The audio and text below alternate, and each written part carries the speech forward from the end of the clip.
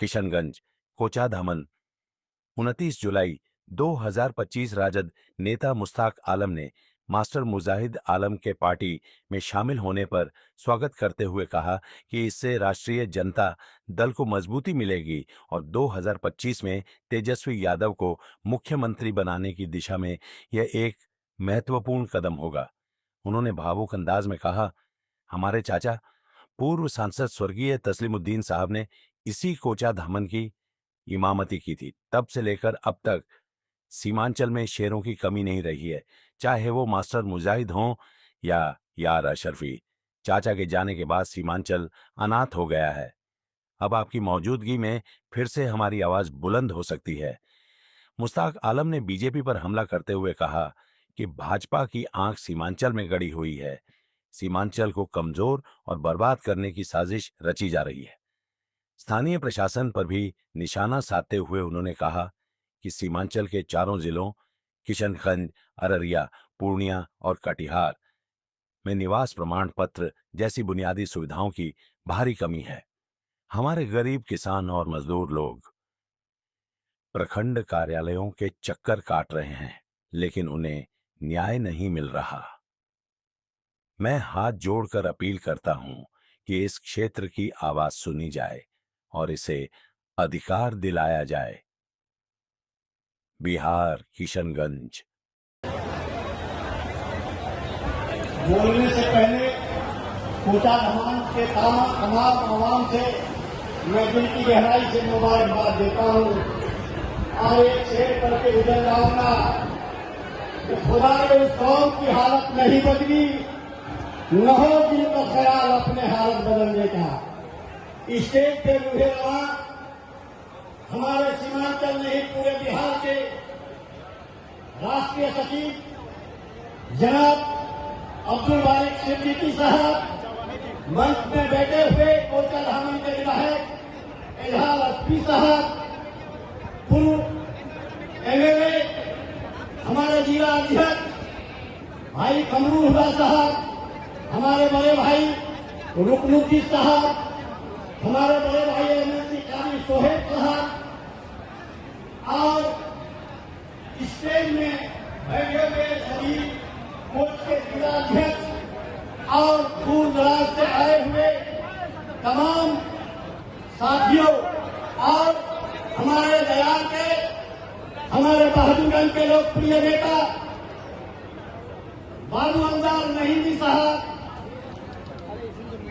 और तमाम media print के बंधुओं, मैं स्टेज से समय 2 मिनट का है, कुछ बोल नहीं सकता हूं, लेकिन आज मुजाहिद भाई के घर वापसी पर आप लोगों की तरफ से उनको बधाई देता हूं कि आने से पार्टी और मजबूत होगी।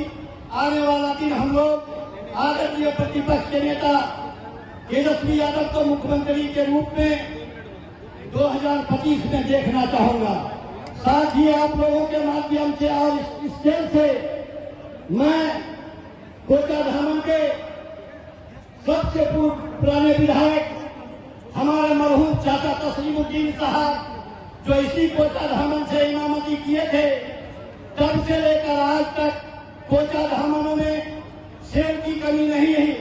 हर घर में कोचाधामन ने शेर को पैदा किया है, चाहे वो मुजाहिद आलम हो, चाहे वो इजहार एसपी साहब हो, चाहे उनके लीडर कोई भी हो, लेकिन बेशुमार लीडरों ने कोचाधामन को बेशुमार ताकतवर बेटा पैदा किया।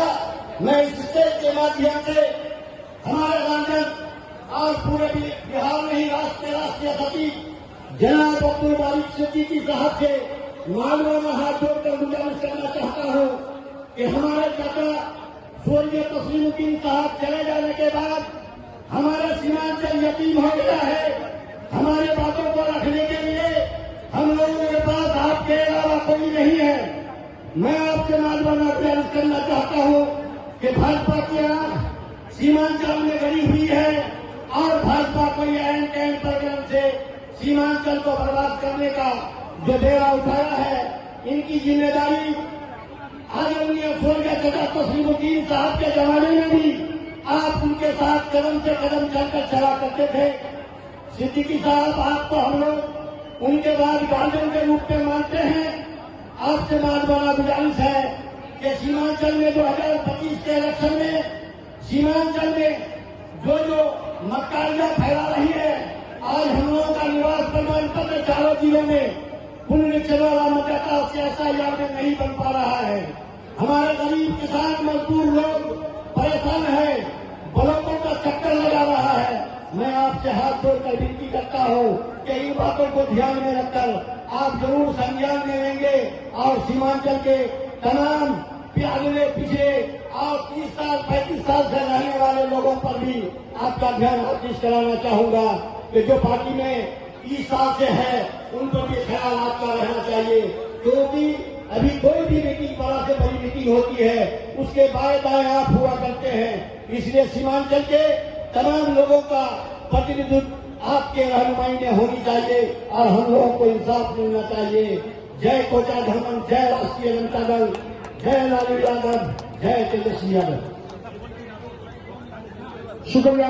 मैं वक्ताओं से गुजारिश करना चाहूंगा, सभी सम्मानित वरिष्ठ वक्ताओं से मेरा आग्रह होगा कि वो इतना किल्लत है